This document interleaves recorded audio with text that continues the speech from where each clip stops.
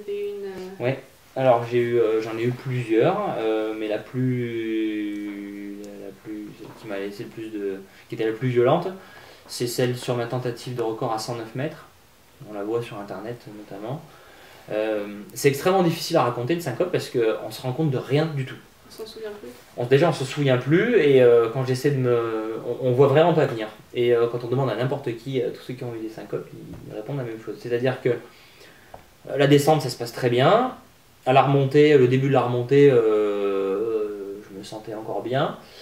Je me souviens que pendant le milieu de la remontée, je devais être à 80, 60 mètres. Je me disais, bon, j'ai hâte d'arriver quand même, parce que je sentais que c'était plus difficile que d'habitude.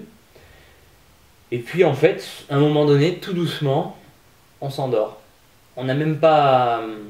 J'ai pas le souvenir de douleur, j'ai pas le souvenir de souffrance.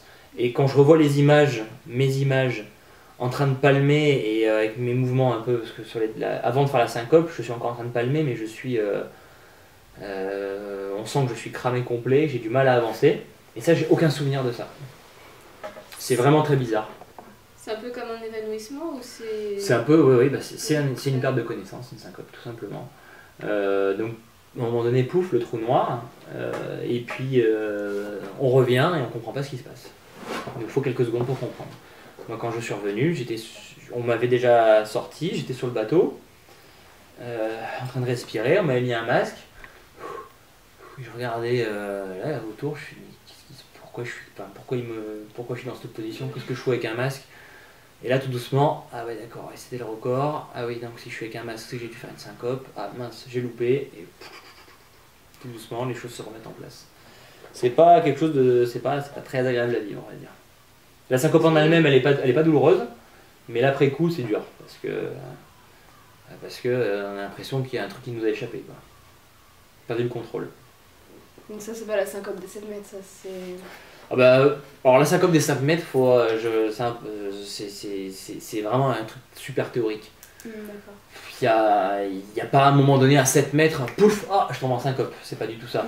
C'est juste qu'ils se sont rendus compte qu'à 7 mètres, en termes de pression de gaz, c'est là où il y avait une chute très importante du taux d'oxygène dans l'organisme. Et donc on a dit, à peu près vers 7 mètres, c'est là où il y a un plus grand risque de tomber dans les pommes. Mais moi j'en ai vu des syncopes j'en ai vu d'autres et tout, hein, des syncopes à 10 mètres, à 5 mètres, des syncopes à la surface.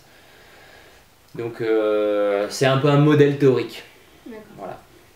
Et en fait finalement au niveau physiologique c'est dû à quoi? Alors la syncope, on dit souvent ah, c'est parce que tu n'as plus d'oxygène. C'est pas ça. La syncope c'est comme dans un système électrique dans un appartement, on a des fusibles. Les fusibles ça sert à... c'est un petit fil qui pète si jamais il y a trop de... Je sais même plus exactement le principe du fusible. Mais c'est quand il y a trop d'électricité, qu'il y a trop de puissance, le fusible pète pour pas que toute l'installation se mette à brûler. Mais ça veut pas dire qu'on est déjà au-delà, c'est une sécurité. Donc au niveau du cerveau, c'est la même chose. À un moment donné, le cerveau a plusieurs capteurs, et quand les capteurs d'oxygène commencent à diminuer en dessous d'un certain seuil, plutôt que de continuer à le consommer extrêmement rapidement, le cerveau s'éteint, se met en veille, pour pouvoir moins consommer le peu d'oxygène qui reste. Donc au final, il reste encore de l'oxygène. Le cerveau, il est encore 100% totalement alimenté. Mais il y a une partie qui se déconnecte, parce que quand on tombe en syncope, il y a tout le tonus qui s'arrête, et donc forcément on consomme moins d'oxygène. Donc c'est une alarme, c'est une sécurité. C'est une sécurité quand il y a moins d'oxygène, le niveau d'oxygène est trop bas. Par contre, si après la syncope, donc si on fait une syncope et que on reste encore sous l'eau et qu'on ne réalimente pas en oxygène dans les 3 minutes qui suivent, là on commence à avoir des premiers dégâts irréversibles. Donc ça arrive jamais évidemment, parce que normalement dès qu'on fait une syncope, 10 secondes après, on est à la surface, ou on est déjà à la surface et on se remet à respirer. On revient d'une syncope très très vite, 5, 10, 15 secondes maximum. Donc c'est très impressionnant, c'est grave, parce que une syncope, si elle est faite toute seule, on se noie. C'est pour ça que c'est important de plonger toujours avec quelqu'un, de jamais plonger tout seul. Et de plonger avec quelqu'un qui connaît les gestes importants, qui sait que quand on tombe dans les pommes, il faut mettre la personne avec la bouche en dehors de l'eau, parce que juste après la syncope, elle va se réveiller.